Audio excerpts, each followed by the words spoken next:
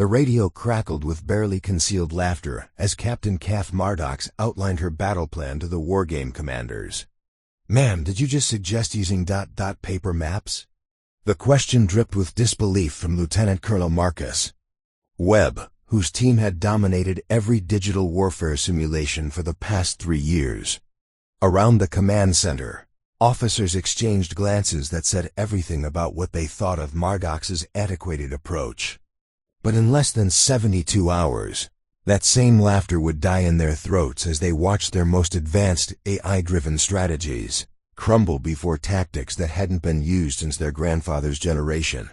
Before we jump back in, tell us where you're tuning in from, and if this story touches you, make sure you're subscribed, because tomorrow, I've saved something extra special for you. Captain Kath Mardox stood at the edge of Fort Harrison's sprawling wargame complex, watching the pre-dawn mist roll across the digital battlefield that would soon host the most important military exercise of her career.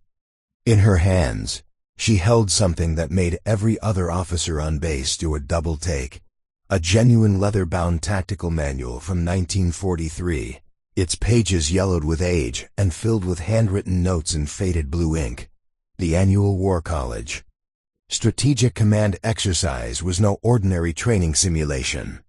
This year's event had drawn the military's brightest minds, each team equipped with cutting-edge AI warfare systems, satellite communication networks, and real-time data analysis. Platforms that could process battlefield information faster than any human commander could hope to match. The stakes couldn't be higher. The winning team would advise the Pentagon on next-generation warfare doctrine, shaping how America's military would approach conflicts for the next decade. Kath had been assigned to Team 7, mockingly dubbed the Misfits by other participants because they'd been given the oldest equipment and what everyone considered the least promising tactical position. While Teams 1 through 6 boasted commanders with Harvard MBAs, MIT engineering degrees, and doctorates in strategic studies, Team 7 was led by a captain whose only claim to fame was an unusual obsession with military history and a grandfather who'd fought in World War II. "Captain Mardox," came a voice from behind her. She turned to see Colonel Patricia Hendricks, the exercise's chief observer, approaching with a clipboard and an expression of polite skepticism. "I've been reviewing your team's equipment requests.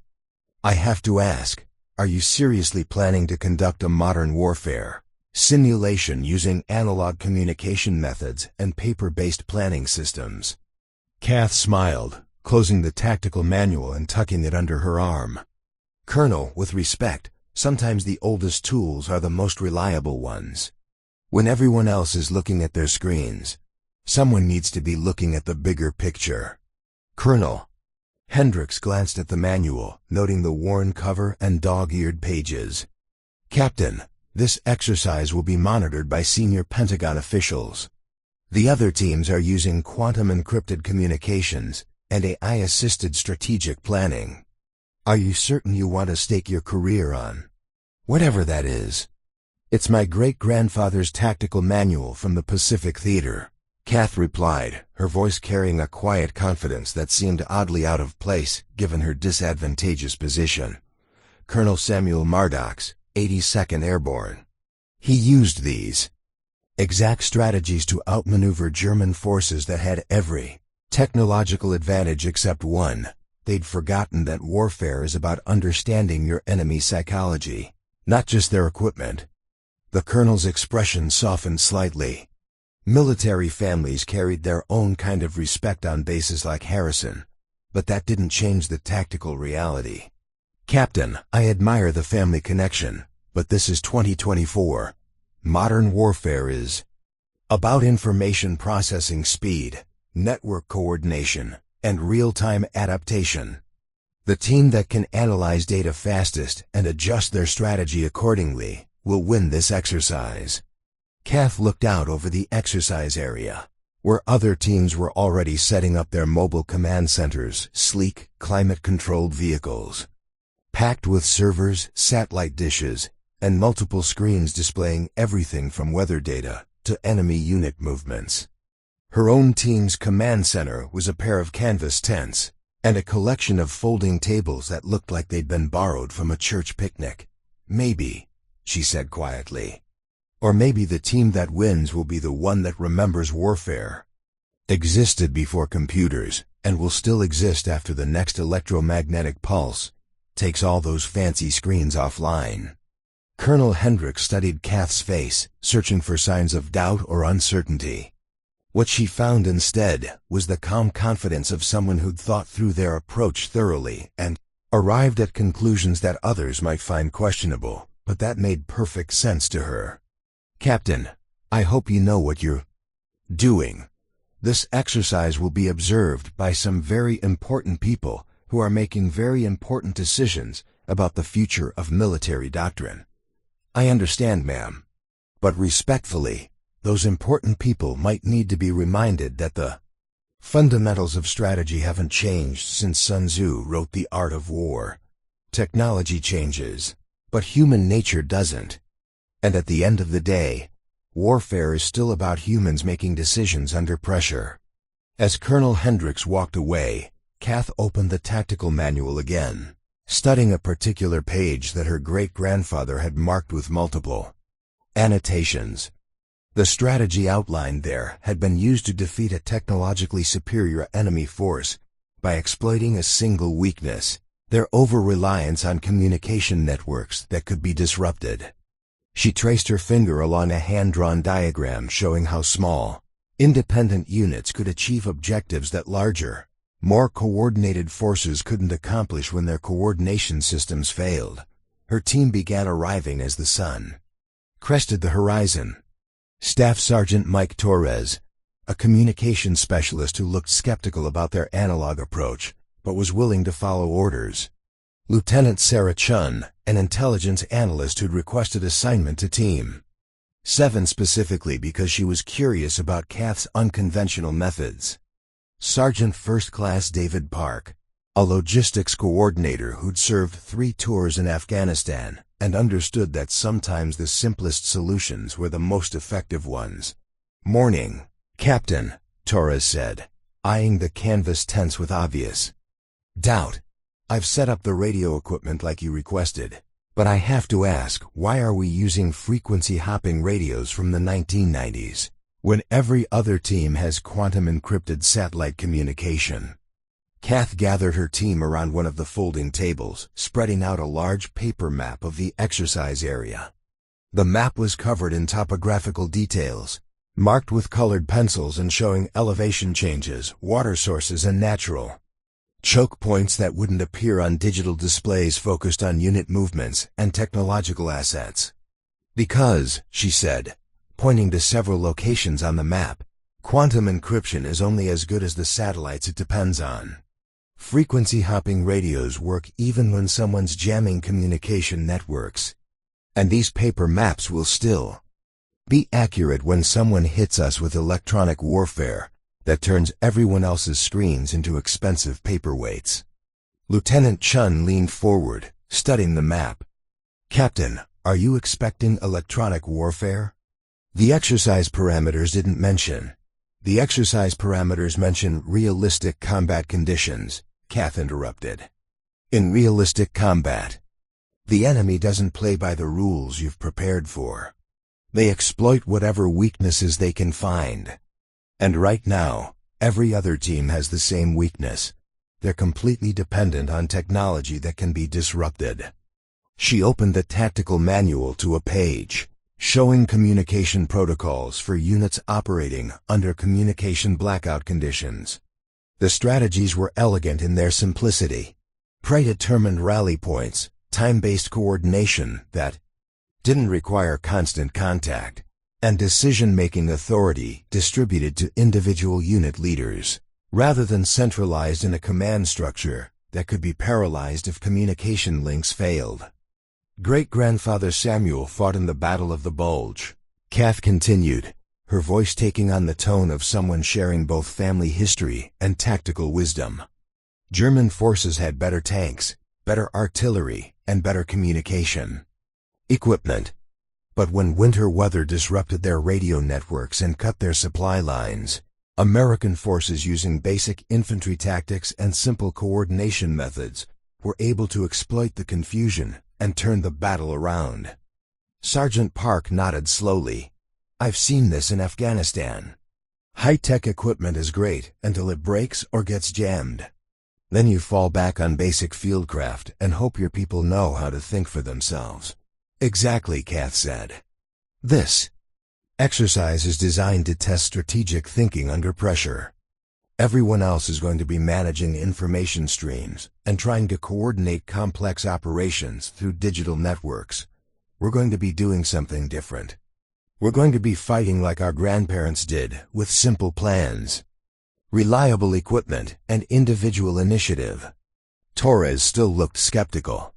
Captain, no disrespect, but the other teams have systems that can analyze enemy movements and predict optimal responses faster than any human commander. How do we compete with that kind of processing power? Kath smiled, turning to another page in the manual that showed diagrams for deception operations and misdirection tactics. The strategies were based on understanding enemy psychology rather than overwhelming them with superior firepower or technology. We don't compete with their processing power, she said. We make their processing power work against them. AI systems are very good at analyzing patterns and predicting outcomes based on logical decision-making. But they're not as good at dealing with opponents who deliberately make illogical decisions or who create false patterns designed to mislead automated analysis. She pointed to several locations on the map where her great-grandfather had marked deception positions, areas where small units could create the appearance of larger forces, or where fake communications could be used to convince enemies that attacks were coming from entirely different directions. The beauty of fighting with simple tactics, Kath continued, is that they're unpredictable to opponents who've trained themselves to expect complex strategies. When everyone else is playing chess with supercomputers, sometimes the winning move is to play checkers and make the simple, obvious choice that nobody sees coming.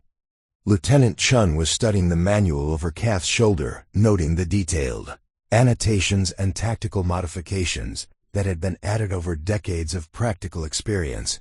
Captain, these strategies, some of them seem almost primitive compared to modern doctrine. Are you confident they'll be effective against opponents using current military technology? Kath closed the manual and looked at each member of her team in turn. I'm confident that these strategies work because they're based on understanding people, not technology. And at the end of the day, every military operation depends on people making decisions. Technology can help those people make faster decisions, or more informed decisions, but it can't replace human judgment. And human judgment has certain predictable weaknesses that haven't changed since warfare began. The sound of helicopter rotors filled the air as the exercise supervisors began their final preparations. Other teams could be seen in the distance, their mobile command centers humming with activity as officers coordinated last-minute equipment checks and strategic planning sessions. The contrast with Team 7's simple setup was stark and intentional. All right, people, Kath said, her voice taking on the authority of command. In 4 hours, this exercise begins. Every other team will be fighting a 21st century war with 21st century tools. We're going to be fighting a timeless war with timeless principles. They'll have better equipment, faster communications, and more sophisticated analysis capabilities. But we'll have something they don't, the element of surprise, and the flexibility that comes from not being dependent on systems that can fail. She opened the manual one last time, revealing a page her great-grandfather had titled Victory Through Simplicity. The strategies outlined there were deceptively basic. Use the enemy's strengths against them. Attack where they least expect resistance, and maintain operational flexibility by avoiding overdependence on any single system or approach. Remember, Kath said, this isn't about proving that old ways are better than new ways. It's about proving that understanding fundamental principles is more important than having the most advanced tools. Every piece of technology those other teams are using is designed to solve specific problems in predictable ways. Our job is to create problems they haven't anticipated and force them to solve challenges their technology wasn't designed to handle.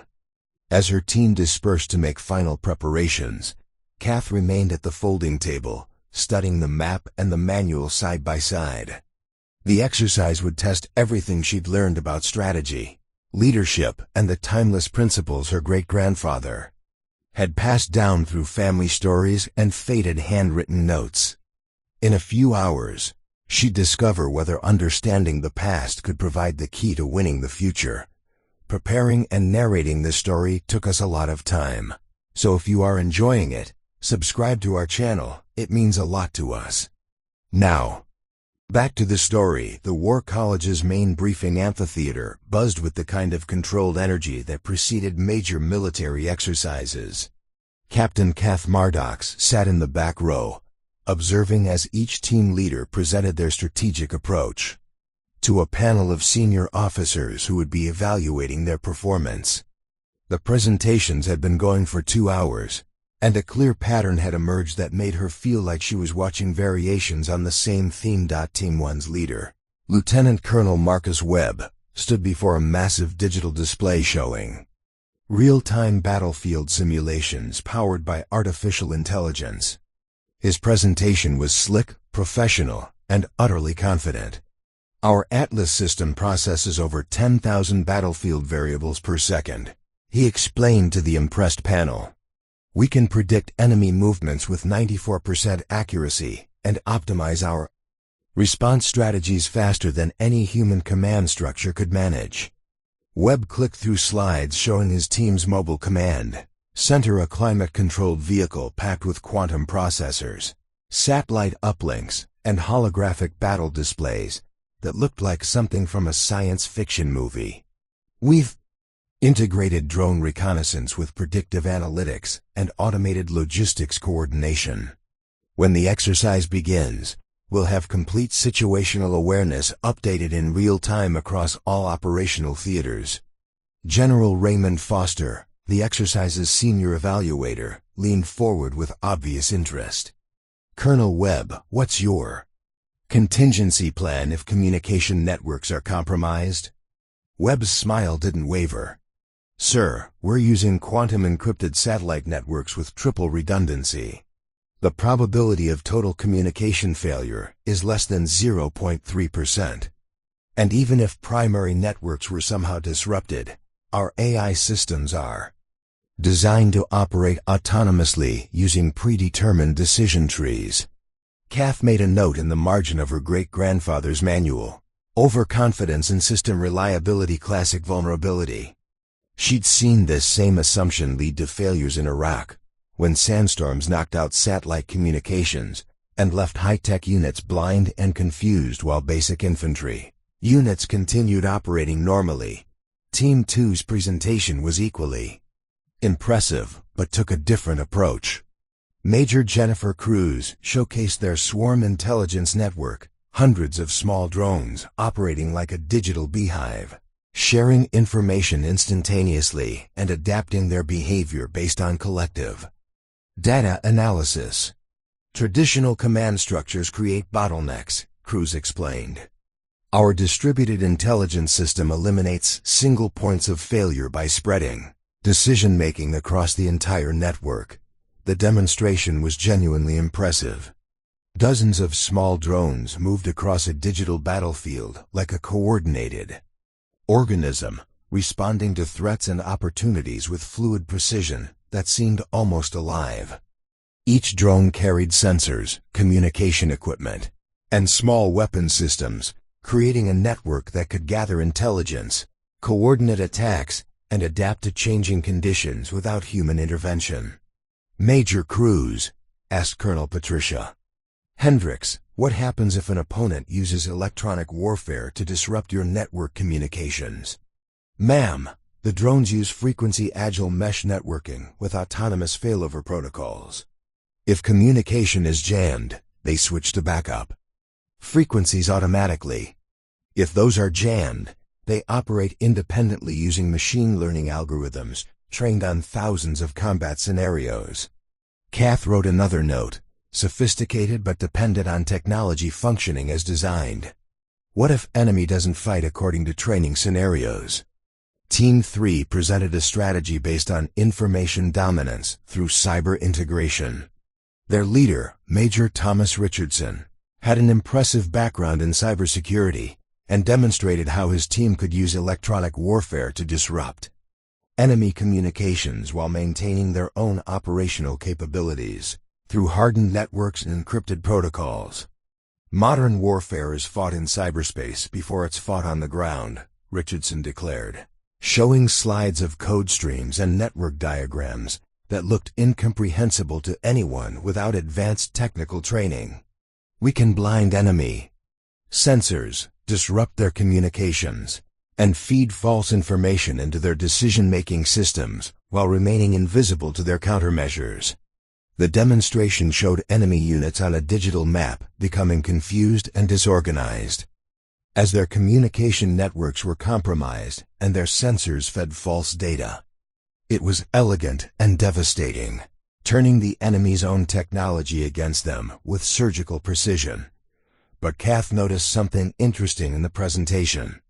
All of Richardson's cyber warfare tactics were designed to work against opponents using sophisticated digital systems. There were no protocols for dealing with enemies who weren't dependent on electronic communications or digital sensors. It was like having a master key that only worked on high-tech locks. Teams 4, 5, and 6 each presented variations on similar themes: advanced technology, real-time data processing, and AI-assisted decision-making. Team 4 specialized in predictive logistics, using machine learning to anticipate supply needs and optimize resource distribution before commanders even knew they needed supplies.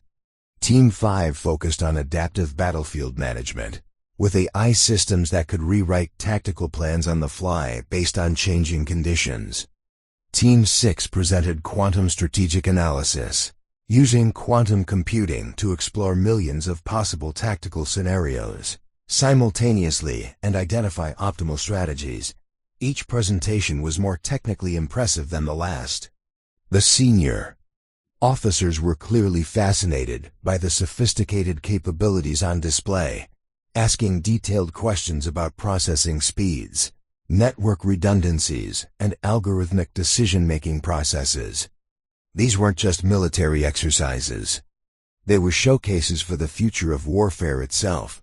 Then it was Kath's turn. She walked to the front of the amphitheater, carrying nothing but her great-grandfather's leather manual and a single piece of paper with hand-drawn diagrams.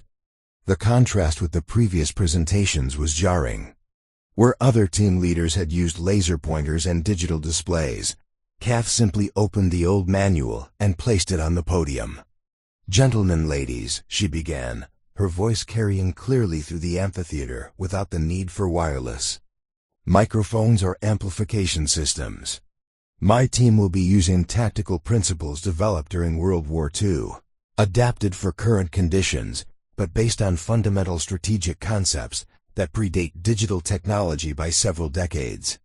The silence that followed was pregnant with barely suppressed disbelief. General Foster glanced at Colonel Hendricks with an expression that clearly asked whether this was some kind of joke. "Captain Mardox," General Foster said carefully, "could you elaborate on how strategies from the 1940s might be relevant to modern warfare scenarios?" Kath turned a page in the manual, revealing diagrams that looked primitive compared to the holographic displays and computer simulations the other teams had shown. "Sir, technology changes rapidly, but human psychology remains constant. The strategies in this manual work because they're based on understanding how people make decisions under pressure, not on overwhelming them with superior technology." She pointed to a hand-drawn diagram showing how small units could create the illusion of larger forces through coordinated movement and deception tactics. "My great-grandfather used these exact techniques to defeat German forces that had every technological advantage. Except one, they'd become dependent on complex systems that could be disrupted by simple, unexpected actions. Major Webb, who was sitting in the front row, leaned back in his chair with obvious skepticism. Captain, with respect, warfare has evolved considerably since the 1940s. Modern battlefield management requires processing vast amounts of data in real time. How do you propose to compete with AI systems that can analyze thousands of variables simultaneously? Kath smiled, turning to another page in the manual. Major, my team won't be trying to compete with your AI systems. We'll be making them work against you. Artificial intelligence is very good at recognizing patterns and predicting outcomes based on logical decision-making. But it struggles with opponents who deliberately make decisions that don't follow predictable patterns. She showed a diagram illustrating deception operations, tactics designed to feed false information to enemy intelligence systems and create misleading impressions of unit strength, position, and intentions. The strategies were elegantly simple. Use the enemy's sophistication against them by providing data that would lead their analysis systems to incorrect conclusions. Captain, Major Cruz interjected. Our swarm intelligence networks are specifically designed to adapt to unpredictable enemy behavior. The drones learn from experience and modify their responses accordingly. Major, your drones learn from experience that follows certain parameters, Kath replied. They're trained on scenarios that assume all combatants will behave rationally, according to standard military doctrine. But what if an opponent deliberately acts irrationally? What if they make choices that don't optimize for tactical advantage in ways your systems can recognize? The question hung in the air like a challenge. The senior officers were beginning to pay closer attention, sensing that this wasn't just an eccentric approach but a deliberate philosophical challenge to the assumptions underlying modern military thinking. Colonel Hendricks leaned forward. Captain Mardox, can you give us a specific example of how pre-digital tactics might be effective against modern technological systems? Kath opened the manual to a page titled Communications Deception Under Adverse Conditions. The strategies outlined there were based on using the enemy's communication intercept capabilities against them by feeding false information through channels they were likely to monitor. Colonel, every sophisticated communication system is also a sophisticated vulnerability, she explained. The more advanced an opponent's intelligence gathering capabilities, the more damage you can do by feeding them false information that their systems will analyze and act upon. A quantum-encrypted satellite network is only as good as the human decisions it's supporting. If those decisions are based on deliberately misleading intelligence, all that processing power becomes a liability rather than an asset.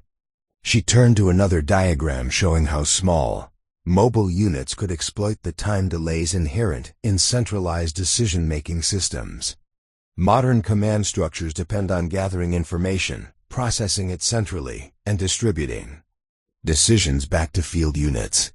That cycle takes time, even with advanced technology. Simple tactics executed quickly at the local level can create situations that develop faster than centralized systems can respond to them. General Foster was studying the manual with increasing interest. Captain, these concepts are intriguing. But how do you plan to implement 1940 strategies with current military equipment and protocols? Sir, the equipment isn't as important as the principles, Kath replied. We'll be using standard military hardware, but we'll be using it in ways that don't depend on digital networking or centralized coordination. Individual unit leaders will have complete authority to adapt tactics based on local conditions without waiting for approval from higher command. Our communication will be minimal and focused on coordination rather than control. She showed the final diagram in her presentation, a simple flowchart that looked almost primitive compared to the complex algorithmic decision trees the other teams had displayed. But the elegance was in its simplicity. Clear objectives, distributed authority, and flexible execution that could adapt to any circumstances without depending on technology that might fail or be compromised. The goal isn't to prove that old methods are better than new methods, Kath concluded. The goal is to demonstrate that fundamental strategic principles are more important than technological sophistication. Every advanced system has vulnerabilities that can be exploited by opponents who understand human nature better than they understand technology. As she returned to her seat, the amphitheater was quieter than it had been all day. The senior officers were clearly intrigued but uncertain about what they'd just heard. Her approach was so different from everything else, they'd seen that it was difficult to evaluate using conventional criteria. Major Webb turned in his seat to look at her directly. Captain, I have to ask, do you seriously believe that tactics from your grandfather's war manual can compete with modern AI-driven strategic systems? Kath met his gaze steadily. Major, in about 6 hours, we'll both find out. But I'll tell you this much, your AI systems are designed to fight opponents who think like you do. I'm going to be thinking like my great-grandfather did. And he never lost a battle to an enemy who thought they had better technology. The exercise was about to begin, and the most unconventional team in War College history was about to test whether the oldest principles of warfare could still surprise the most advanced military minds of the 21st century. The pre-dawn darkness over Fort Harrison's training grounds was broken by the distant hum of generators powering the sophisticated command centers that dotted the landscape like electronic cities. At 0500 hours, the War College Strategic Command exercise officially commenced with a complexity that would have been unimaginable to military planners just a decade earlier. From her position on a low ridge overlooking the primary operational theater, Captain Kath Mardox watched through basic field binoculars as the other teams deployed their assets with choreographed precision. Team 1's mobile command center had positioned itself in the valley's geographic center, its satellite dishes and communication arrays, creating a technological fortress that could coordinate operations across the entire 50-square-mile exercise area. Jesus, Captain, whispered Staff Sergeant Mike Torres, crouched beside her with a pair of standard-issue night vision goggles. Look at Webb's setup. That thing's got more computing power than NASA's mission control. How are we supposed to compete with that using compass readings and pencil marks? Kath lowered her binoculars and consulted her great-grandfather's manual, its pages barely visible in the dim light from her red-filtered flashlight. She'd been studying a particular passage that Samuel Mardox had annotated heavily during the Italian campaign. Enemy strengths become weaknesses when exploited correctly. The more sophisticated the opponent, the more spectacular their failure when their sophistication works against them. We're not competing with their technology, Torres, she said quietly. We're competing with their assumptions. Watch what they're doing down there. In the valley below, Team 1's coordination was impressive but predictable. Drone scouts were establishing perimeter reconnaissance in perfect geometric patterns. Communication networks were being tested with systematic precision. And AI analysis systems were beginning their real-time battlefield assessment protocols. Every movement followed doctrine, every decision optimized for maximum information gathering and tactical advantage. Lieutenant Sarah Chun, positioned 200 meters to their east with a pair of enlisted communications specialists, reported in using their frequency-hopping radio system. Captain, I'm monitoring Team 2's drone network. They've deployed 47 reconnaissance units in a standard search pattern. Their swarm intelligence is mapping the entire operational area using predictive algorithms. Copy that, Chun. What's their coverage pattern? Systematic grid search, ma'am. Very thorough, very efficient. They'll have complete area intelligence within 2 hours. Kath smiled, making a notation in the manual's margin. Her great-grandfather had faced a similar situation during the advance on Monte Cassino. when German reconnaissance was methodically mapping Allied positions using standard military doctrine. Samuel had defeated that systematic approach by doing something the enemy's intelligence systems weren't designed to detect. Absolutely nothing. Chun, Team 7 is going to remain stationary for the next 3 hours. No movement, no communications. Except emergency protocols, no electronic signatures. Pass that to Park and have him establish observation posts using manual coordination only. Ma'am? Chun's voice carried obvious confusion. The exercise parameters require active engagement within the first 4 hours.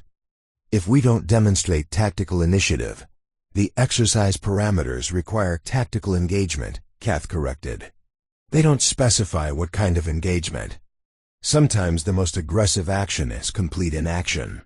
She was implementing a strategy her great-grandfather had called active invisibility, remaining completely undetectable, while opponents expended resources searching for threats that appeared to have vanished.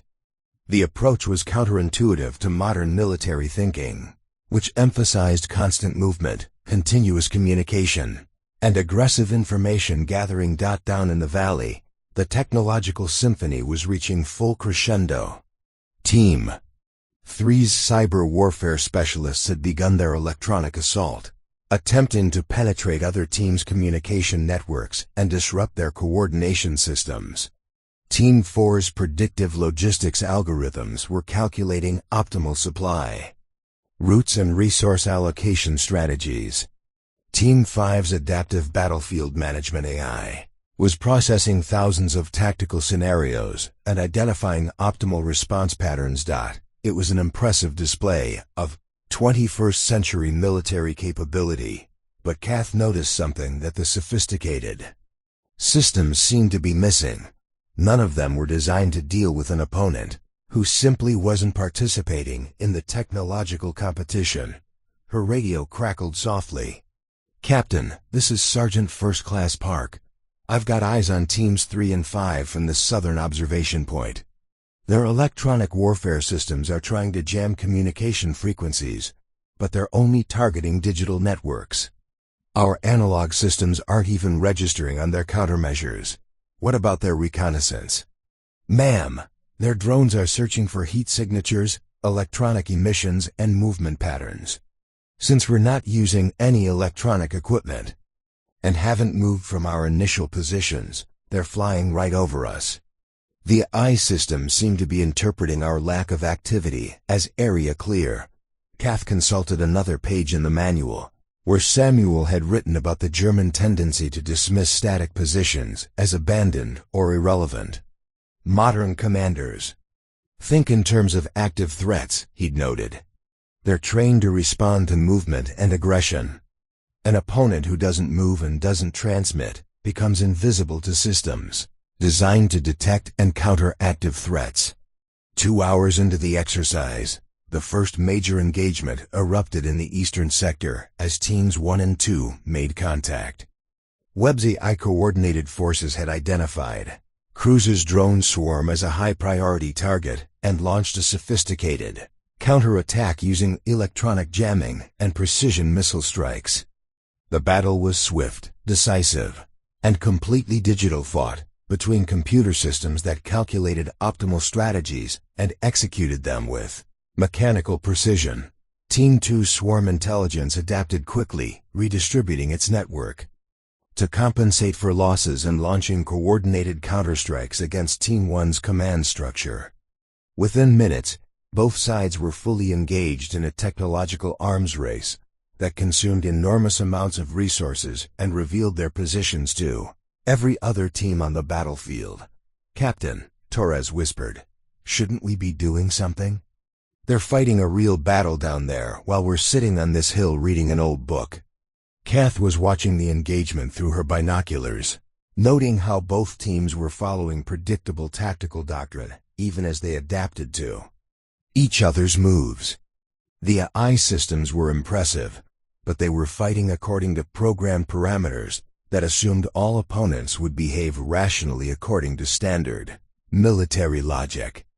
Torres, what do you think is happening to teams 3 through 6? While 1 and 2 are shooting at each other. Torres considered the question. They're probably positioning themselves to take advantage of whoever wins. Exactly. They're moving into position to engage the survivor when both teams have exhausted their primary capabilities fighting each other. Classic military thinking. Let your opponents weaken themselves, then strike when they're vulnerable. She turned to a page in the manual that showed diagrams for 30 exploitation tactics, strategies for taking advantage of engagements between other forces without becoming involved in the primary conflict. But what if there was a fourth option? What if instead of positioning to fight the survivor, you positioned to achieve your objectives while everyone else was distracted by the fight? The exercise's primary objective was control of 3 strategic positions that represented critical infrastructure, a communications hub, a supply depot, and a transportation nexus. All 6 teams had been developing elaborate plans to capture and hold these positions through direct assault, technological superiority, or tactical maneuvering. Kath had noticed something interesting about the exercise design.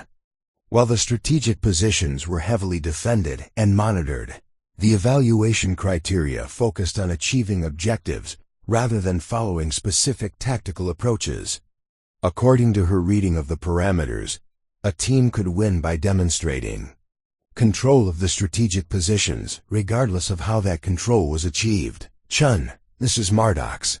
What's the current status of the 3 primary objectives? Ma'am, all 3 positions are currently unoccupied. The defensive systems are automated, but no team has attempted to approach them yet. Everyone seems to be focused on eliminating other teams first. Kath smiled, remembering a story her great-grandfather had told about capturing a German supply depot while 2 Wehrmacht units were fighting each other for control of a nearby village. Sometimes the best time to achieve your real objectives is when everyone else is distracted by fighting for intermediate goals. She opened the manual to its final section, where Samuel had written about objective-focused strategy versus engagement-focused strategy. The distinction was simple but profound. Amateur strategists focused on winning battles, while professional strategists focused on achieving goals. Sometimes those were the same thing, but sometimes they weren't. All teams, this is Team 7. Actual, she said into her radio. We're moving to Phase 2.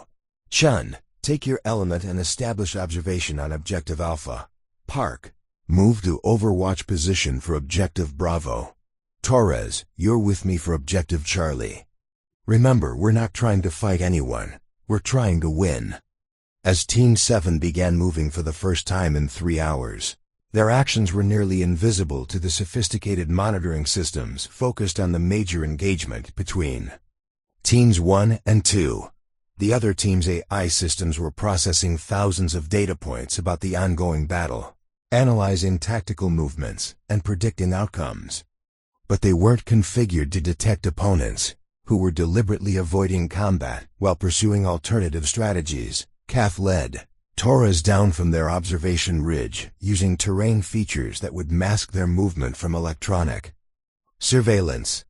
They moved slowly and deliberately, using natural cover and timing, their advances to coincide with the sounds of distant explosions that would mask any noise they might make. Captain, Torres whispered as they approached the transportation nexus that served as Objective Charlie. There are automated defenses around that facility. How are we supposed to get past them without triggering alerts that will bring everyone running? Kath consulted her great-grandfather's manual one more time, finding a page that dealt with bypassing defensive positions rather than overwhelming them. Samuel's notes described techniques for neutralizing automated systems, using methods that wouldn't register as attacks and wouldn't trigger alarm protocols. Torres, those automated defenses are designed to respond to direct assault or electronic intrusion attempts. They're programmed to detect and counter aggressive actions. But what if we don't do anything aggressive? She showed him a diagram that illustrated how defensive systems could be bypassed by exploiting their programming assumptions. The approach required patience, careful timing, and a willingness to achieve objectives through methods that sophisticated systems weren't designed to recognize as threats. As they approached Objective Charlie, Kath realized that the next few hours would determine whether decades-old strategic principles could still outmaneuver the most advanced military technology ever deployed. The real test wasn't whether her great-grandfather's tactics could work in modern warfare. It was whether she could execute them with the same quiet confidence that had made Samuel Mardox legendary among the soldiers who served under him. Sophisticated battle raging in the distance was about to discover that while they'd been fighting each other with 21st century weapons, someone had been winning the war using strategies that were old when their great-grandfathers were young. Transportation Nexus, designated as Objective Charlie, sat in a shallow valley like a miniature fortress, its perimeter bristling with motion sensors, thermal imaging cameras, and automated defensive systems that represented the cutting edge of military security technology. From their concealed position, 300 meters away, Captain Kath Mardox and Staff Sergeant Torres observed the facility through binoculars while the distant thunder of the ongoing battle between Teams 1 and 2 continued to echo across the training grounds. "Captain, I count 12 automated sentry guns, overlapping fields of fire covering every approach," Torres whispered, his voice tight with concern. "Thermal sensors on rotating mounts, motion detection grids, and what looks like an AI-controlled response system. This thing's designed to stop a tank assault, let alone 2 people on foot." Kath studied the facility's defenses through her great-grandfather's tactical lens, seeing not an impregnable fortress but a system built around predictable assumptions about how attacks would be conducted. She opened Samuel's manual to a section titled Infiltration Through System Exploitation and showed Torres a hand-drawn diagram that looked almost primitive compared to the high-tech installation before them. "Torres, look at those sentry guns. Notice how they're positioned to cover the obvious approach routes, the main road, the direct paths from the surrounding ridges, the natural cover positions that standard military doctrine would use for an assault." Torres nodded. "Yeah, it's a perfect defensive setup. No way to approach without triggering multiple sensor arrays." "But what if we don't approach?" Kath asked, turning to another page in the manual that showed infiltration techniques Samuel had used against German fortifications in Italy. "Those sensors are designed to detect movement toward the facility. They're programmed to identify threats approaching from the outside. But what if we were already inside the perimeter when the exercise began?" She pointed to a section of the facility's fence line that ran along a natural drainage ditch. "My great-grandfather wrote about hiding in plain sight, positioning yourself where the enemy's defenses are weakest, not because they're poorly designed, but because they're designed to defend against different threats." Torres studied the terrain with new understanding. "You're talking about infiltrating before they activate the defensive systems." "I'm talking about infiltrating by exploiting the assumptions built into those systems," Kath corrected. "Look at the sensor placement. They're focused on the perimeter and the approaches, but there's a maintenance access road that runs along that drainage ditch. The sensors probably have reduced sensitivity in that area to avoid false alarms from legitimate maintenance activity." She consulted Samuel's notes about defensive blind spots, areas where sophisticated systems created their own vulnerabilities through over-reliance on technological solutions to security problems. "During the war," my great-grandfather observed, "that the Germans built incredibly sophisticated defensive positions, but they always included accommodation for their own logistics and maintenance needs. Those accommodations created opportunities for infiltrators who understood how the systems worked. The plan that emerged from their whispered consultation was elegantly simple. Instead of attempting to overwhelm or bypass the facility's defenses, they would exploit the gap between the system's design assumptions and the reality of how military installations actually operated. Every defensive system had to account for legitimate activity within its perimeter, and those exceptions created opportunities for operators who understood the psychology behind security protocols. Torres, we're going to approach along the maintenance road at normal walking speed, carrying standard tools and wearing maintenance coveralls over our uniforms. The automated systems are programmed to distinguish between legitimate activity and security threats. If we look like we belong there, the AI will classify us as authorized personnel rather than infiltrators. Captain, that's actually insane enough to work. But where do we get maintenance coveralls and tools? Kath smiled, pointing to a section in the manual where Samuel had written about resource acquisition through creative interpretation of available assets. She pulled out a canvas bag she'd been carrying and revealed 2 sets of contractor coveralls and basic maintenance tools, items that were technically available to all exercise participants as part of the realistic field conditions that included civilian contractor support. The exercise parameters include civilian maintenance personnel and contractor support. We're not impersonating military personnel. We're utilizing available resources to achieve tactical objectives through alternative means. As they changed into the coveralls and gathered their improvised maintenance equipment, Torres shook his head in amazement. Captain, how did you know to bring this stuff? When did you plan this specific approach? I didn't plan this specific approach, Kath admitted. I planned to be flexible enough to adapt to whatever opportunities presented themselves. My great-grandfather wrote that the key to infiltration wasn't having the perfect plan, it was being prepared to recognize and exploit opportunities that your enemy's assumptions created. They began their approach along the maintenance road, walking at a steady, unhurried pace that suggested routine work rather than military infiltration. The facility's sensors tracked their movement, but the AI systems that controlled the defensive protocols processed their appearance, speed, and behavior patterns against threat assessment criteria that classified them as low-priority maintenance activity. Jesus, Captain, Torres muttered as they passed within 50 meters of an automated sentry gun that tracked them briefly before returning to its programmed search pattern. I can't believe this is actually working. It's working because we're not doing anything the system is designed to prevent, Kath replied quietly. Those defenses are optimized to stop military assault teams, electronic infiltration attempts, and vehicle-based attacks. They're not configured to recognize 2 people in coveralls carrying toolboxes as a security threat. As they reached the facility's perimeter fence, Kath consulted another page in Samuel's manual that dealt with exploitation of maintenance protocols. Every secure installation had procedures for routine maintenance that couldn't be shut down even during heightened security conditions. Those procedures created opportunities for operators who understood how to exploit the gap between security requirements and operational necessities.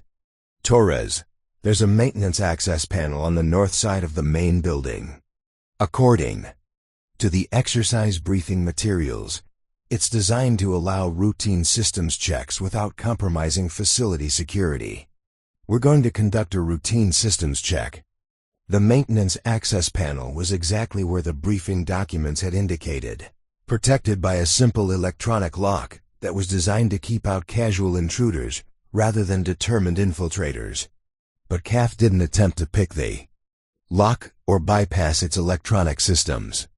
Instead, she pulled out a standard contractor access card that had been included in the exercise materials as part of the realistic civilian support simulation. Captain, how do you know that card will work? Because this is a training exercise designed to test strategic thinking, not security system vulnerabilities, she replied as the panel opened with a soft electronic beep. The access systems are functional, but not configured to prevent legitimate exercise activity. We're participants in a military exercise, not actual enemy infiltrators.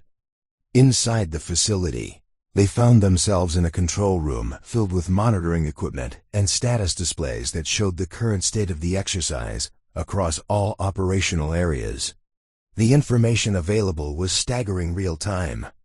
Positions of all teams, communication intercepts, tactical assessments, and strategic evaluations that would have been invaluable to any of the competing forces. But Kath wasn't interested in gathering intelligence about the other team's activities. She was focused on a single objective that her great-grandfather's manual had emphasized repeatedly: controlling strategic assets rather than defeating enemy forces. The transportation nexus wasn't valuable because of the intelligence it contained. It was valuable because controlling it would demonstrate mastery of strategic thinking rather than tactical superiority. Torres, we're not here to spy on the other teams or gather intelligence. We're here to establish control of this facility according to the exercise parameters. Find the primary control console and begin shutdown procedures for the automated defenses. Man, shouldn't we be more concerned about the other teams? If they detect what we're doing, the other teams are busy fighting each other using sophisticated technology and advanced tactics. Kath interrupted, studying a diagram in Samuel's manual that showed how controlling key infrastructure could force enemies to react to your strategic choices rather than pursuing their own tactical preferences. They're focused on winning battles rather than achieving objectives. By the time they realize what we're doing, we'll have already accomplished our mission. As Torres began accessing the facility's control systems, alarms suddenly erupted across the exercise area. Not from their infiltration, the facility's systems were still classifying their presence as legitimate maintenance activity, but from the escalating conflict between the other teams.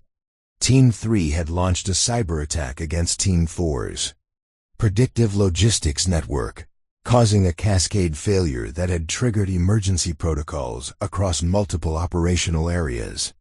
"Captain, look at this," Torres called from the primary control console. The tactical display shows Teams 1 and 2 have exhausted their primary capabilities fighting each other. Team 3's cyber attack has disabled Team 4's coordination systems. Team 5 is repositioning to engage the survivors, and Team 6 is... He paused, studying the display with growing amazement. Team 6 is moving toward the other objectives, but they're still following conventional assault protocols. Kath nodded, unsurprised by the tactical development. They're all still thinking in terms of defeating their opponents rather than achieving their objectives. Each team is focused on proving their technological superiority rather than demonstrating strategic understanding. She opened the manual to its final section, where Samuel had written about the difference between tactical success and strategic victory.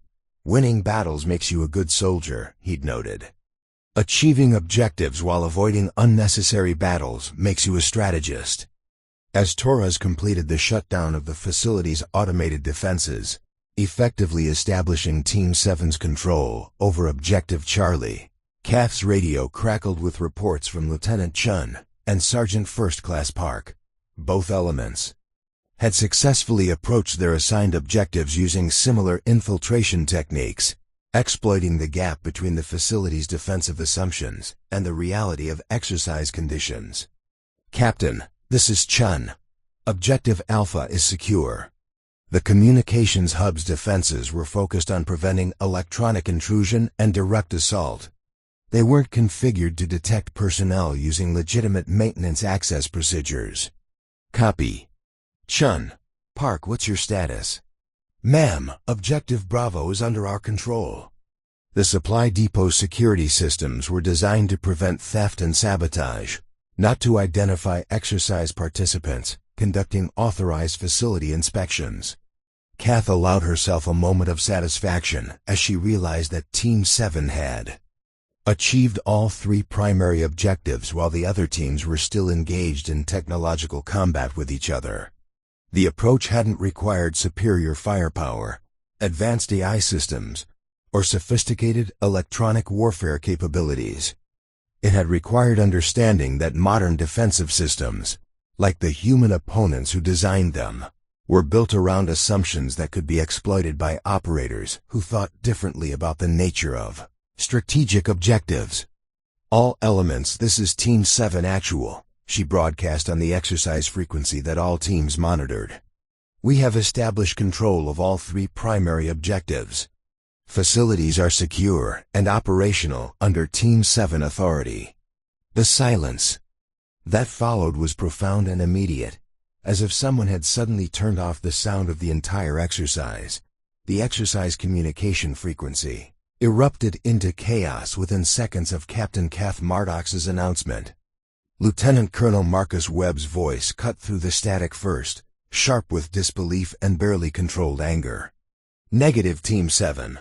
That's impossible. Our AI monitoring systems show no assault activity at any of the primary objectives. You cannot have achieved facility control without triggering defensive protocols. From the control room at Objective Charlie, Kath watched the tactical displays showing the real-time positions of all competing teams. Teams 1 and 2 had fought themselves to exhaustion in the eastern sector, their advanced equipment depleted, and their personnel scattered across several square miles of terrain. Team 3's cyber warfare specialists were still engaged in electronic combat with Team 4's logistics network, both sides locked in a digital arms race that consumed their attention completely. Teams 5 and 6 were repositioning for what they assumed would be the decisive phase of the exercise, engaging the survivors of the initial conflicts. None of them were anywhere near the objectives they were supposed to be securing. Team 7 actual, this is exercise control, came the voice of General Raymond Foster over the command frequency. Please confirm your previous transmission. Are you claiming control of all 3 primary strategic objectives? Kath keyed her radio with calm professionalism. Affirmative, exercise control. Team 7 has established operational control of objectives Alpha, Bravo, and Charlie. All facilities are secure and functional under our authority. Automated defensive systems have been properly shut down using standard maintenance protocols. The silence that followed was broken by Major Jennifer Cruz's voice, tight with confusion. Exercise control, this is Team 2 actual. Our swarm intelligence network shows no combat activity at any of the objective sites. How is facility control possible without engagement of defensive systems? General Foster's response carried the weight of someone trying to process information that didn't fit conventional understanding. All teams hold current positions. Exercise control is dispatching verification teams to confirm facility status. But Lieutenant Colonel Webb wasn't willing to wait for official verification. Team 7, this is Team 1 actual. I'm calling bullshit on your claim. There's no way you've achieved strategic objectives without our AI systems detecting your movements. You're running some kind of deception operation. Kath consulted her great-grandfather's manual, finding a page where Samuel had written about dealing with opponents who refused to accept tactical reality because it contradicted their assumptions about how warfare should be conducted. Team 1, you're welcome to verify our control of the objectives personally. But I should warn you that your approach will be detected by the facility security systems that are now under our operational authority. Asterisk, Captain Mardox, came Major Thomas Richardson's voice from Team 3. Our cyber warfare analysis shows no electronic signatures consistent with successful facility penetration. Whatever you're doing, it's not legitimate tactical achievement. Torres looked up from the control console with barely suppressed laughter. Captain, they literally can't believe that we did this without using any of their fancy technology. Listen to them. They're arguing about whether it's possible instead of figuring out how we did it. Kath nodded, remembering Samuel's observation that sophisticated opponents often defeated themselves by refusing to adapt to tactical realities that didn't match their technological expectations. Torres, patch me into the facility's external speakers. I want to address all teams directly. Her voice echoed across the exercise area through the communication systems at all 3 objectives, a demonstration of control that was more convincing than any radio transmission could have been. This is Captain Mardox speaking from the primary control room at Objective Charlie. Teams 1 through 6, you have been focusing on defeating each other rather than achieving the exercise's strategic objectives. While you've been engaged in technological combat, Team 7 has secured all 3 primary facilities using basic infiltration techniques and standard maintenance protocols. The response was immediate and explosive. Webb's voice crackled with fury. That's impossible. You cannot achieve strategic objectives without engaging and defeating opposing forces. Military doctrine requires achieving assigned objectives, Kath interrupted. It doesn't specify that you have to fight anyone to achieve them. While you've been proving the superiority of your technology, we've been accomplishing the mission. Major Cruz's confusion was evident in her voice. Captain, our tactical analysis shows that successful facility control requires either overwhelming defensive systems through superior firepower or bypassing them through advanced electronic warfare. How did you penetrate automated defenses without either capability?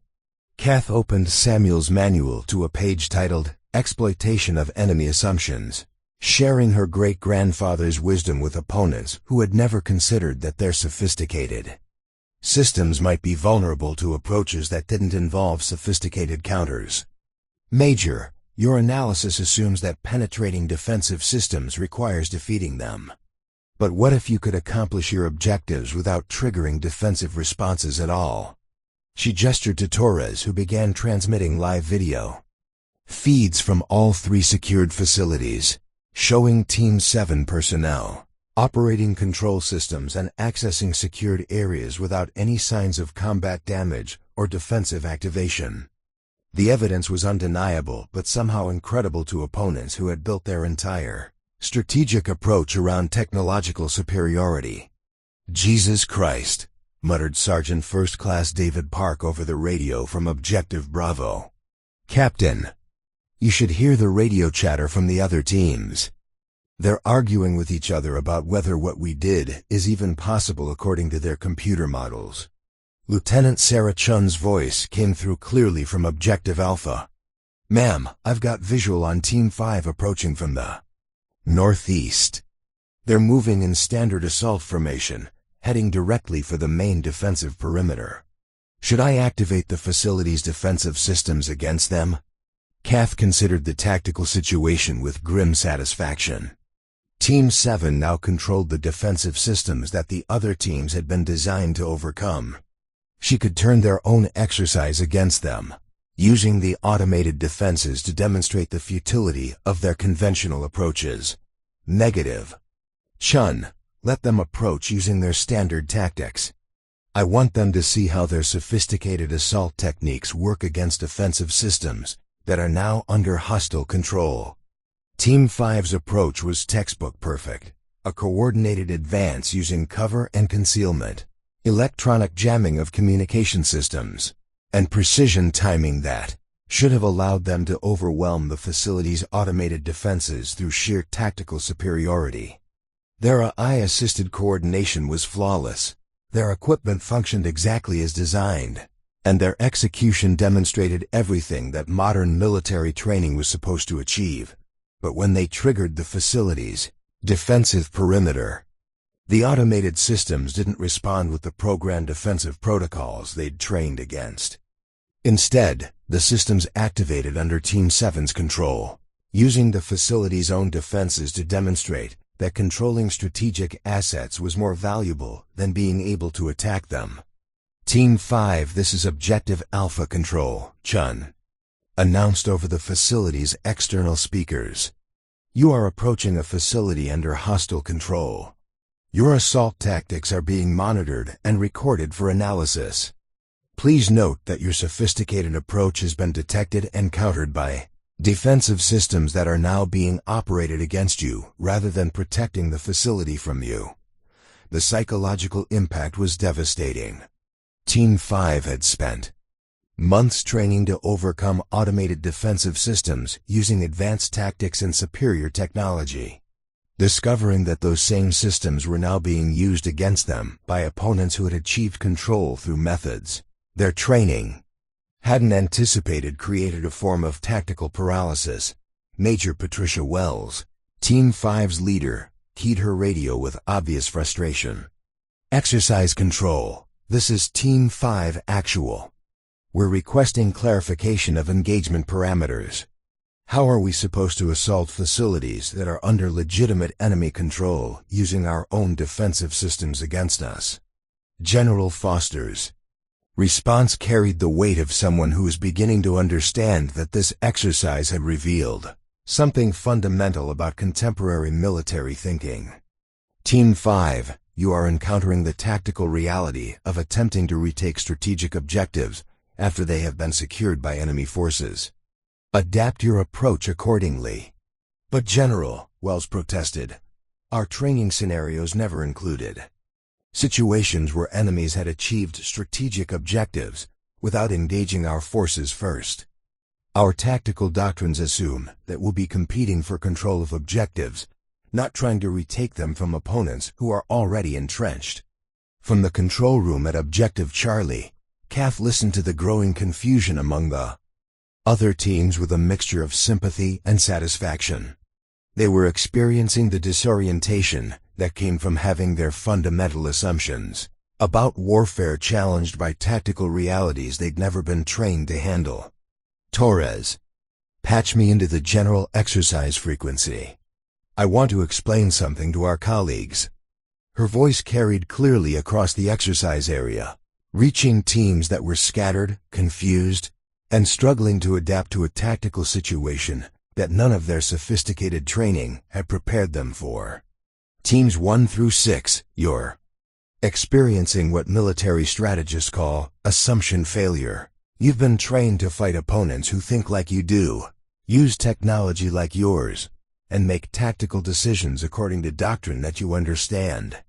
She turned to a page in Samuel's manual where her great-grandfather had written about the psychological impact of unconventional tactics on conventional opponents. But warfare isn't about proving the superiority of your methods. It's about achieving objectives while preventing your enemies from achieving theirs. Sometimes that requires fighting, and sometimes it requires thinking differently about what fighting means. Lieutenant Colonel Webb's voice cut through the frequency with barely controlled anger. Captain, what you've done isn't legitimate tactical achievement.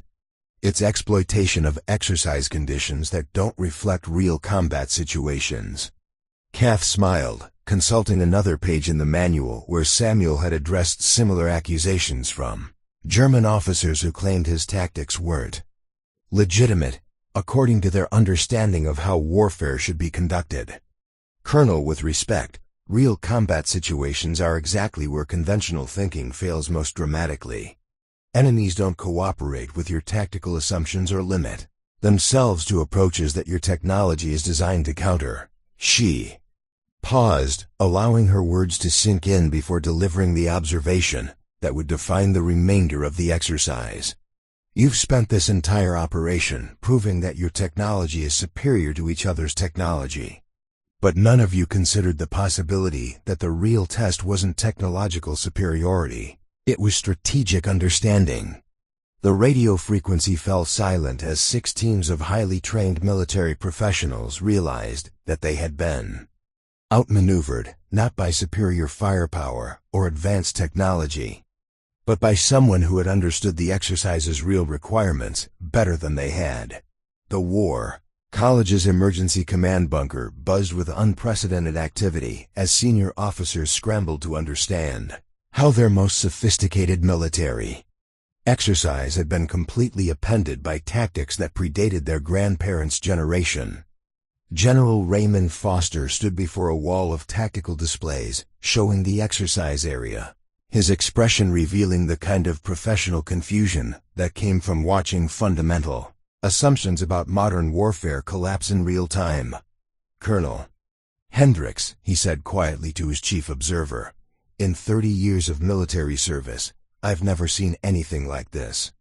6 teams equipped with the most advanced military technology available, And they've been outmaneuvered by someone using a manual from 1943. Colonel Patricia Hendricks studied the tactical displays with growing fascination rather than concern. "Sir, I think we're witnessing something more significant than an unusual exercise outcome.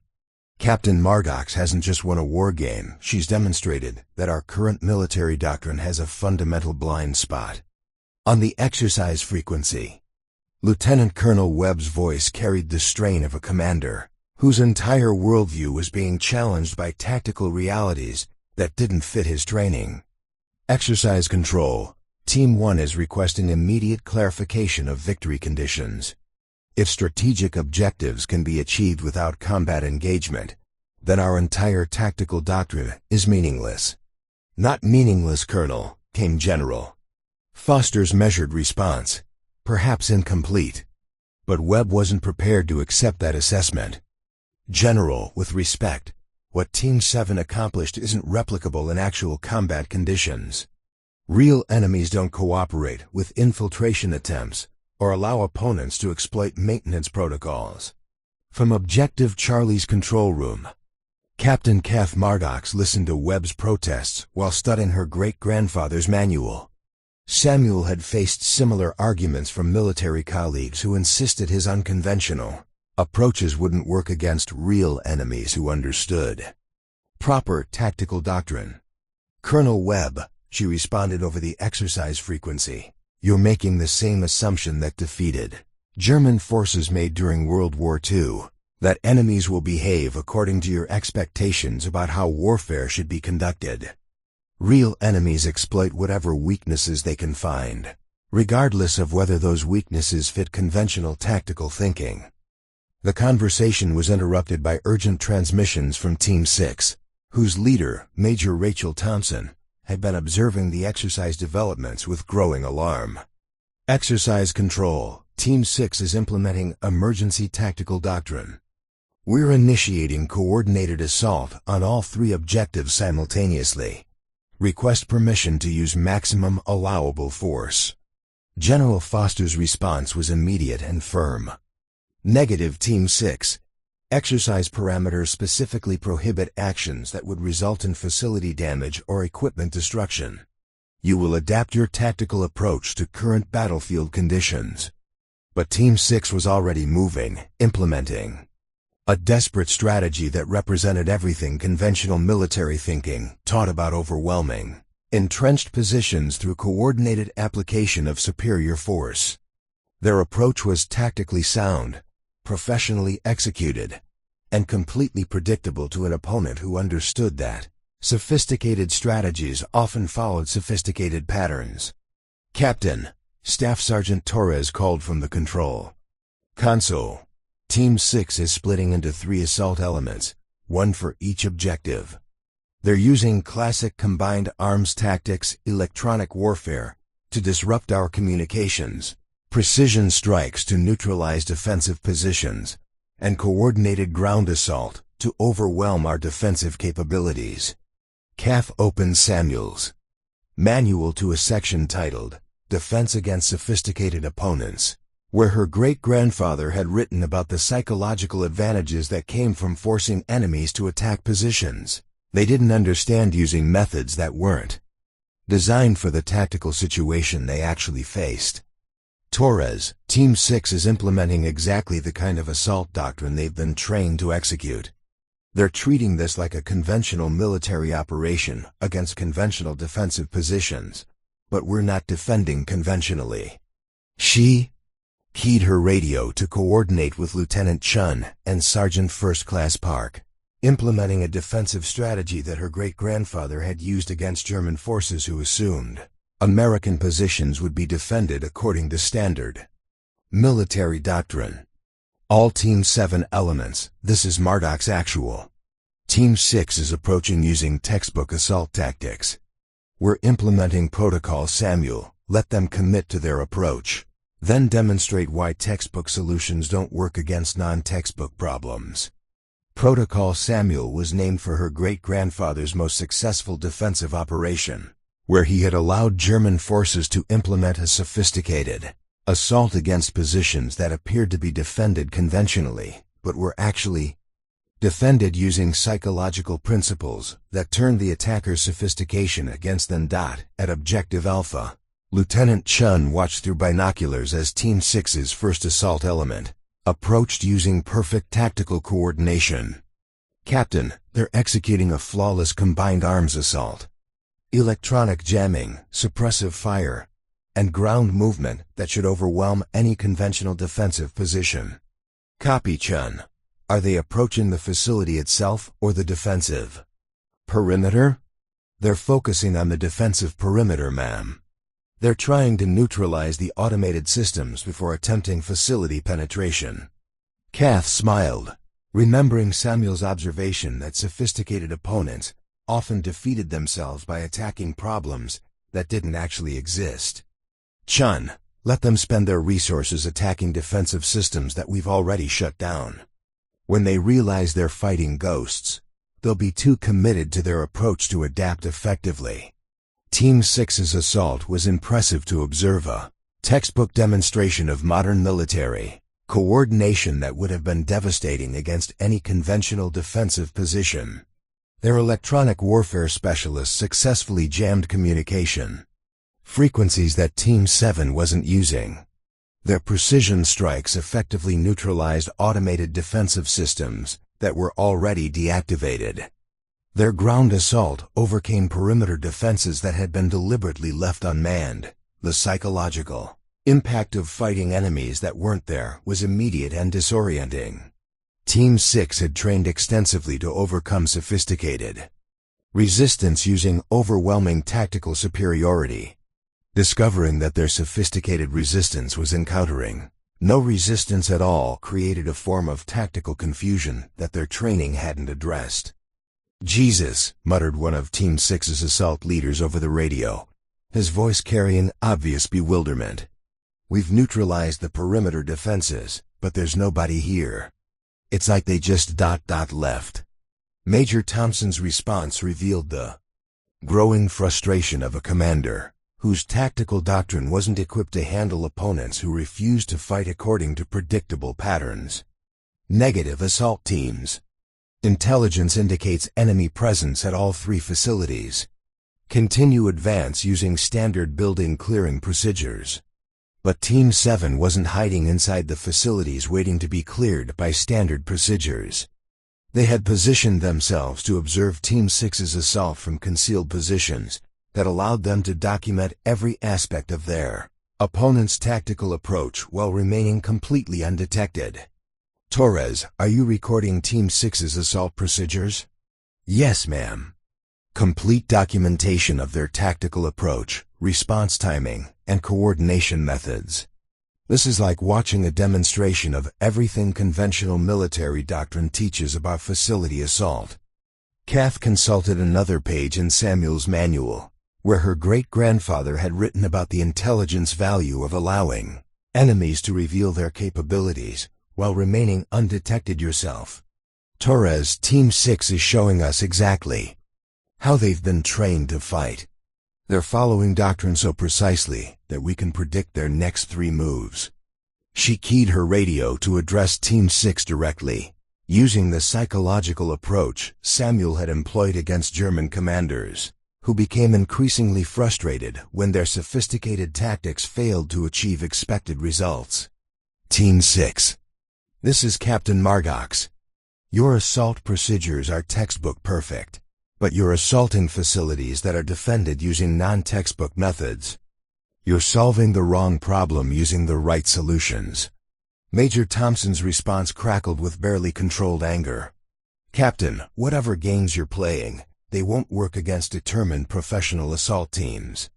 We're trained to adapt to any defensive strategy."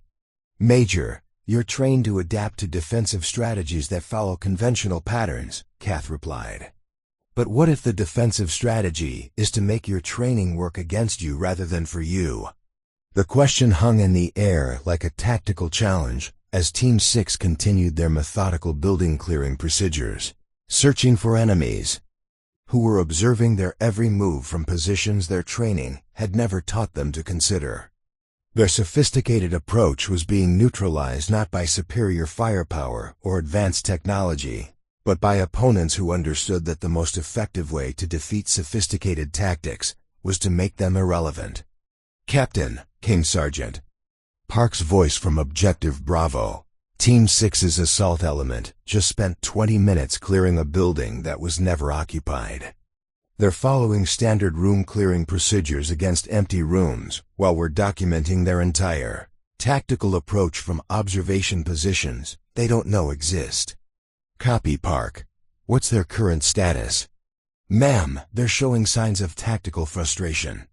Their coordination is still perfect, but they're starting to question whether their intelligence about our positions is accurate. Some of them are arguing about whether we're actually here at all. Kath turned to the final section of Samuel's manual, where her great-grandfather had written about the psychological moment when sophisticated opponents realized their sophistication was working against them rather than for them. That's exactly where we want them, Park. Sophisticated opponents who start questioning their own capabilities become vulnerable to simple tactics they wouldn't normally consider threats. The tactical situation had reversed completely from the exercise's beginning. Instead of 6 technologically superior teams competing to overcome Team 7's obsolete methods, Team 7 had created conditions where technological superiority became a liability rather than an asset. The other teams were fighting an enemy that had already won by making the fight itself irrelevant to achieving strategic objectives. Asterisk. All Team 7 elements. CAF broadcast. Prepare for Phase 3.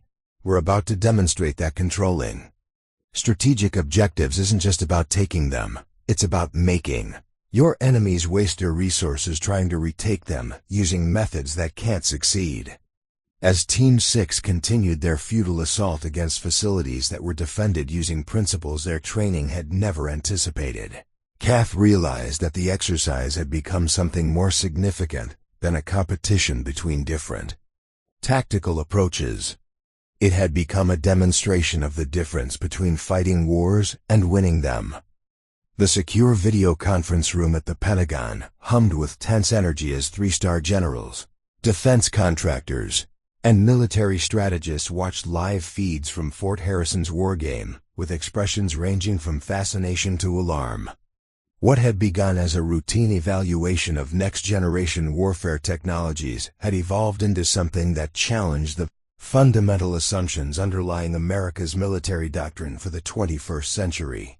General Patricia Vaughn, Deputy Chief of Staff for Strategic Operations, leaned forward in her chair as she studied multiple screens showing Team 6's continued assault attempts. Ladies and gentlemen, we're watching $6 billion worth of advanced military technology being systematically neutralized by tactics that could have been implemented with equipment from 1943. Defense contractor executive Michael Harrison shifted uncomfortably in his seat. His company had provided the eye coordination systems that 4 of the teams were using, systems that were supposed to represent the future of battlefield management. General, with respect, this is an anomalous situation. The exercise parameters don't reflect realistic combat conditions where, Mr. Harrison, General Vaughn interrupted, her voice carrying the authority of someone who had commanded troops in 3 different theaters of operation. Realistic combat conditions are exactly where conventional thinking fails most dramatically. What we're seeing here isn't an anomaly, it's a demonstration of a critical vulnerability in our current strategic doctrine. On the main display, Team 6's assault elements were regrouping after their 3rd failed attempt to locate and engage Team 7 personnel at the primary objectives. Major Rachel Thompson's voice carried increasing desperation as she coordinated with her subordinate commanders. Alpha Assault Team, report status. Have you established enemy contact inside the facility? Negative, Major. Building is clear, but all systems remain under hostile control. We can't locate enemy personnel, but they're obviously here somewhere. Requesting permission to expand search parameters. Dr. Sarah Chun, the Pentagon's chief strategic analyst, pulled up historical data on her tablet while observing the exercise feeds. General, I've been reviewing similar tactical situations from conflicts over the past 50 years. This pattern sophisticated. Forces being outmaneuvered by opponents using simplified approaches appears consistently in asymmetric warfare scenarios. She highlighted data points from Iraq, Afghanistan, and other theaters where technologically superior forces had struggled against opponents who refused to fight according to conventional patterns. In every case, the sophisticated forces eventually adapted and achieved tactical success. But the adaptation process consumed enormous resources and time, often negating the initial advantages that technological superiority was supposed to provide. General Vaughn studied the data with growing concern. Dr. Chun, are you suggesting that our current military doctrine has a systemic vulnerability to opponents who deliberately avoid conventional engagement patterns? General, I'm suggesting that our doctrine assumes all opponents will eventually be forced to engage us using methods that our technology is designed to counter. But what if an opponent could achieve their strategic objectives without ever engaging us conventionally? The question hung in the conference room like a tactical revelation as the assembled officials realized they were witnessing exactly that scenario play out in real time. Team 7 had achieved complete strategic success without ever engaging in the kind of technological combat that American military superiority was designed to dominate. Back at Fort Harrison, Captain Kath Mardox was implementing the final phase of her great-grandfather's strategic approach, demonstrating that controlling strategic objectives meant forcing enemies to waste resources on tactical problems that couldn't be solved tactically. Torres, what's the current status of Teams 1 through 6? Captain, it's like watching sophisticated people trying to solve a puzzle that doesn't have the kind of solution they're trained to find. Team 6 has exhausted their assault capabilities trying to retake facilities that we're not actually defending. Conventionally, Teams 1 and 2 are still dealing with equipment damage from their initial engagement. Teams 3 and 4 are locked in cyber warfare that's consuming all their operational attention. Kath opened Samuel's manual to a section titled Strategic Exhaustion Through Tactical Misdirection, where her great-grandfather had written about forcing enemies to spend their resources solving problems that weren't actually relevant to the strategic situation. And Team 5? Team 5 is requesting guidance from Exercise Control about how to assault facilities that appear to be defended, but don't respond to assault tactics the way defensive positions are supposed to respond. The psychological breakdown of conventional military thinking was accelerating across all teams as they encountered tactical situations that their training hadn't prepared them to handle. They were experiencing what military theorists called doctrine failure, the moment when established procedures stopped producing expected results.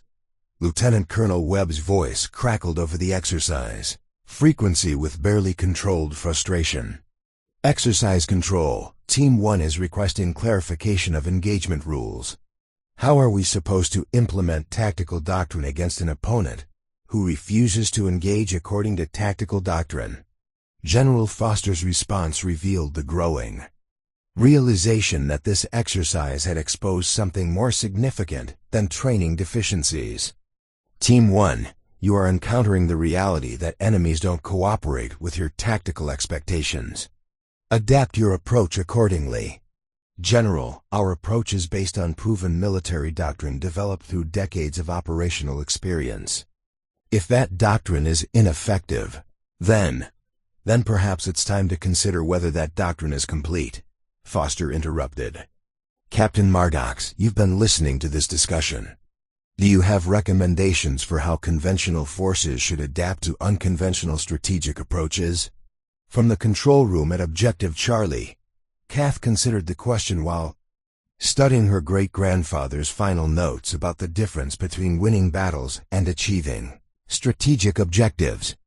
General, the problem isn't that conventional doctrine is wrong.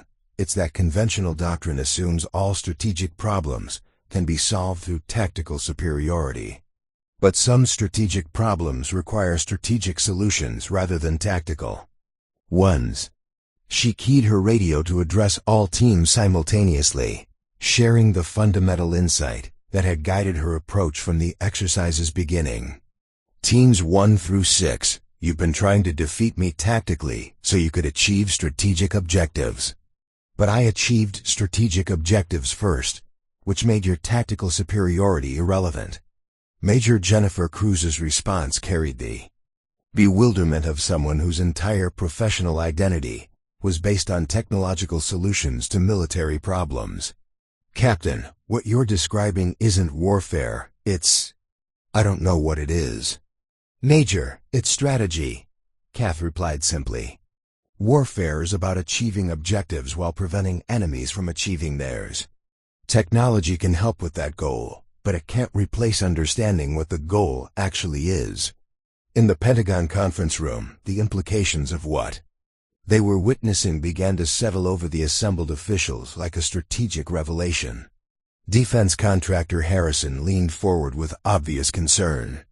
General Vaughn, if this approach is replicable, it could fundamentally change how we think about military procurement and doctrine development.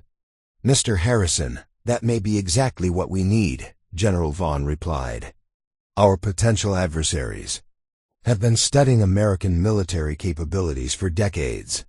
They understand our technological advantages and our doctrinal approaches. What if they've been developing strategies specifically designed to make our strengths irrelevant? Dr. Chun pulled up intelligence assessments from strategic competitors who had been observed, implementing unusual tactical approaches in regional conflicts.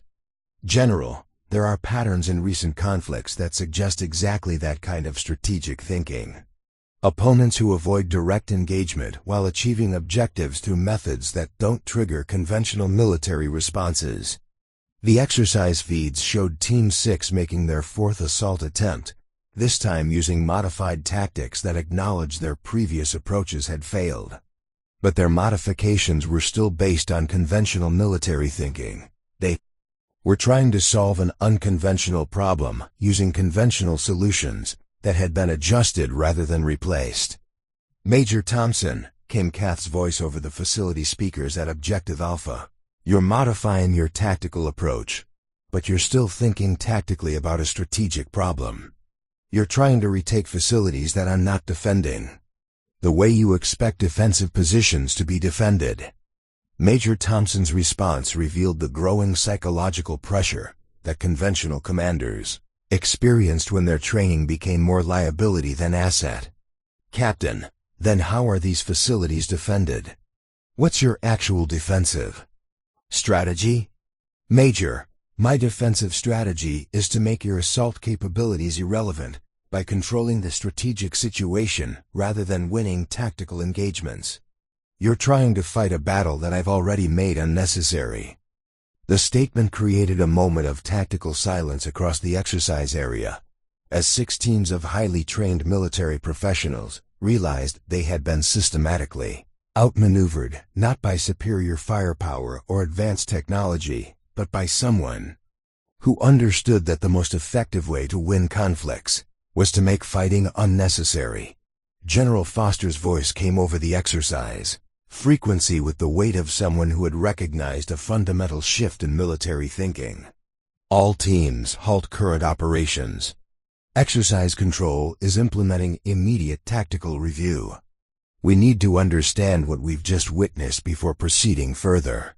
In the Pentagon conference room, General Vaughn closed her files and looked around the table at officials whose assumptions about modern warfare had been challenged by a captain using her great-grandfather's manual from World War II. Ladies and gentlemen, I believe we've just witnessed a demonstration of why studying history is more important than studying technology. She gestured toward the exercise feeds, where Team 7 maintained complete control of all strategic objectives, while 6 technologically superior teams struggled to understand how they had been defeated without ever being attacked. Captain Mardox didn't win this exercise, by proving that old methods are better than new methods. She won by proving that understanding fundamental principles is more important than having advanced tools. The exercise had become something unprecedented in modern military history, a demonstration that strategic thinking could triumph over technological superiority when conventional opponents became so focused on their tools that they forgot what those tools were supposed to accomplish. As the immediate tactical review began, everyone involved realized they had witnessed something that would reshape American military doctrine for generations to come. 6 months after the War College Strategic Command exercise that military historians would later call the Mardox Revelation, Captain Kath Mardox stood before a packed auditorium at the National Defense University. Her great-grandfather's leather-bound tactical manual resting on the podium beside a stack of classified Pentagon reports that bore titles like Strategic Vulnerability Assessment, Technology Dependence in Modern Warfare, and Recommendations for Doctrinal Adaptation following Exercise Harrison 7. The audience represented the highest levels of American military leadership, 4-star generals, defense secretaries, joint chiefs of staff, and strategic planners whose careers had been built on the technological superiority that Team 7 had systematically neutralized using tactics from 1943. Atmosphere was tense with the kind of professional introspection that came from having fundamental assumptions challenged by undeniable results. "Ladies and gentlemen," Kath began, her voice carrying the quiet confidence that had characterized her approach throughout the exercise. 6 months ago, my team achieved complete strategic victory in the most sophisticated military exercise in American history, using tactical principles that my great-grandfather developed during World War II. Today, I want to discuss what that victory means for the future of American military doctrine. She opened Samuel's manual to a page that had guided her thinking from the exercise's beginning, showing the assembled leadership a handwritten note that had shaped strategic thinking for 3 generations of the Mardox family. Technology changes, but human nature doesn't. The side that understands human nature better than technology will always have the advantage when those 2 factors come into conflict. General Patricia Vaughn, now serving as the Pentagon's Chief Strategic Reform Officer, leaned forward with obvious interest. The past 6 months had been a whirlwind of policy reviews, doctrine assessments, and strategic realignments that had touched every aspect of American military planning. Captain Mardox, the Defense Department has spent considerable resources analyzing your exercise performance. What we've discovered has implications that extend far beyond tactical innovation. She gestured toward a classified briefing screen that showed global threat assessments and intelligence reports from potential adversaries who had been studying American military capabilities with uncomfortable thoroughness.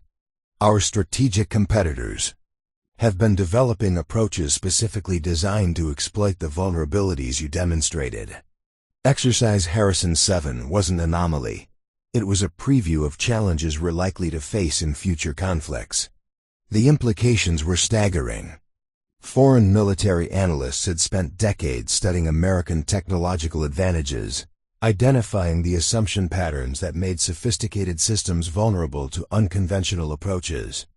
They had been developing strategies that would make American technological superiority irrelevant by refusing to engage in the kind of warfare that American technology was designed to dominate. Dr. Sarah Chun, who had been promoted to Director of Strategic Analysis following her insights during the exercise, presented intelligence assessments that painted a troubling picture of international military development.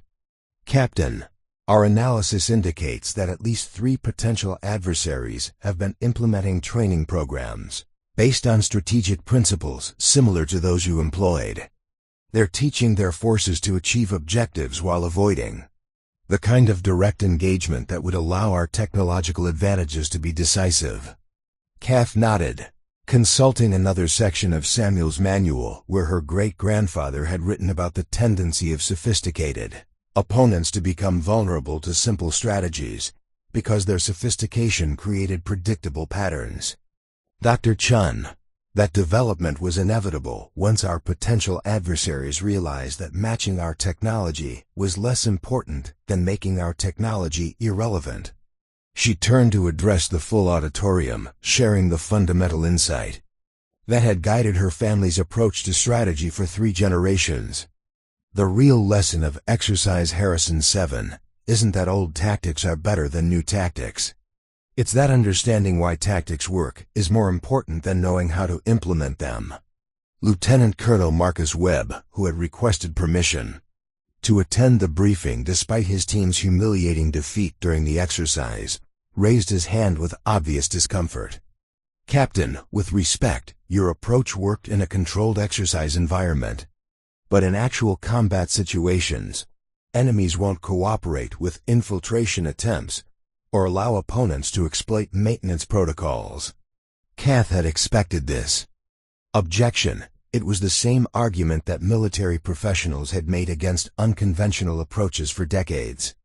"Colonel Webb, you're making the assumption that my tactics were successful because the exercise environment was artificial. But the exercise environment was designed to simulate real combat conditions as closely as possible. If my approach worked in the exercise, it suggests similar approaches might work in actual conflicts." She opened the manual to a section where Samuel had addressed identical criticisms from military colleagues who insisted his methods wouldn't work against real enemies. My great-grandfather faced the same objections from professional officers who couldn't accept that their sophisticated training might be vulnerable to approaches they hadn't been taught to counter. General Raymond Foster, who had observed the exercise firsthand and spent months analyzing its implications, stood to address the auditorium. "Ladies and gentlemen, I've been involved in military planning for over 30 years. What Captain Mardox accomplished during Exercise Harrison 7 represents the most significant strategic innovation I've witnessed in my career." He gestured toward display screens showing comparative analyses of military conflicts where technological superiority had failed to produce strategic success. "We've been so focused on maintaining our technological edge that we've neglected the strategic thinking that makes technology effective." Captain Mardox reminded us that technology is a tool for achieving strategic objectives. It's not a substitute for understanding what those objectives are. The briefing continued with presentations from military historians, strategic analysts, and international affairs experts who had spent months studying the exercise's implications. The consensus was clear. American military doctrine needed fundamental revision to address vulnerabilities that sophisticated opponents were already learning to exploit. But the most significant presentation came from an unexpected source. General Michael Harrison, the defense contractor executive whose AI systems had been systematically neutralized during the exercise, stood to address the auditorium with the humility of someone whose assumptions had been challenged by undeniable evidence. "Ladies and gentlemen, my company developed the artificial intelligence systems that 4 teams used during Exercise Harrison 7.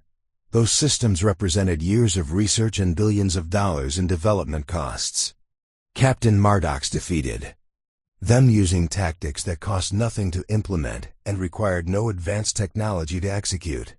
He paused, allowing the financial implications to sink in before continuing. "That doesn't mean our technology is worthless. It means our understanding of how to use that technology strategically was incomplete. We were designing solutions for tactical problems without fully understanding the strategic context those solutions would operate within." The admission created a moment of institutional introspection as military and civilian officials realized that technological advancement without strategic wisdom could create vulnerabilities rather than advantages. They had been building increasingly sophisticated tools without ensuring they understood the fundamental principles that made those tools effective. Kath closed her great-grandfather's manual and looked out over an auditorium filled with the people responsible for America's military future. The question isn't whether we should abandon technological development in favor of returning to World War II tactics. The question is whether we can develop technology that enhances strategic thinking rather than replacing it. She gestured toward the manual that had guided her approach throughout the exercise. My great-grandfather's tactics worked because they were based on understanding human psychology and strategic principles that don't change with technological advancement. Our technology should amplify that understanding, not substitute for it. The reforms that emerged from the briefing would reshape American military doctrine for decades. New training programs emphasize strategic thinking alongside technological proficiency. Officer education included mandatory study of historical conflicts where technological superiority had been defeated by strategic innovation. Research and development priorities were realigned to ensure that technological advancement supported strategic objectives rather than driving them. But perhaps the most significant change was philosophical. The American military establishment acknowledged that their potential adversaries weren't trying to match American technological capabilities. They were trying to make those capabilities irrelevant through strategic approaches that American doctrine hadn't anticipated. As the briefing concluded and military leaders dispersed to implement the most comprehensive doctrinal revision in modern American history, Kath remained at the podium with Samuel's manual, thinking about the conversation she'd had with her great-grandfather the night before the briefing. "Kath," he had said, his voice carrying the wisdom of someone who had seen tactical innovations rise and fall over nearly 8 decades. "The real victory isn't that you won a war game using my old tactics. The real victory is that you proved strategic thinking is more important than technological sophistication. That's a lesson each generation has to learn for themselves." She had asked him whether he was proud of how his tactical manual had influenced modern military doctrine. His response had been characteristically humble. "I'm proud that you understood the principles behind the tactics rather than just memorizing the procedures. That's the difference between following instructions and thinking strategically." 6 months after shocking the military establishment by winning the most sophisticated war game in American history using tactics from 1943, Captain Kath Mardox had accomplished something more significant than tactical innovation. She had reminded the most advanced military in human history that strategy was about understanding people, not just understanding technology. The manual that had guided her great-grandfather through the Pacific Theater and her through exercise Harrison 7 now rested in the National Defense University Strategic Studies Library, available to future officers who would face challenges that current technology couldn't anticipate. But the real legacy wasn't the manual itself. It was the reminder that military effectiveness came from thinking clearly about objectives rather than being impressed by the sophistication of the tools available to achieve them. As military historians would later note, the Mardox revelation marked the moment when American military doctrine evolved from being technology-driven to being strategy-informed, ensuring that future conflicts would be won by commanders who understood both the capabilities of their tools and the timeless principles that made those tools effective. The mockery that had greeted Captain Mardox's outdated tactics had been replaced by institutional respect for strategic thinking that could adapt any tool, ancient or modern, to achieve victory against opponents who thought superiority meant having better technology rather than better understanding of how to use it. Up next, you've got 2 more standout stories right on your screen. If this one hits the mark, you won't want to pass these up. Just click and check them out. And don't forget to like, subscribe, and turn on the notification bell so you don't miss any upload from us.